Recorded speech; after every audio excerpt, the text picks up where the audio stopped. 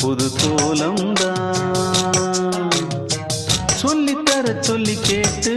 தினமும் சொல்லி தந்த சிந்து பாடினான் வள்ளி இன்பவல்லி என்று தினமும் முல்லைச்சரம் கொண்டு சூடி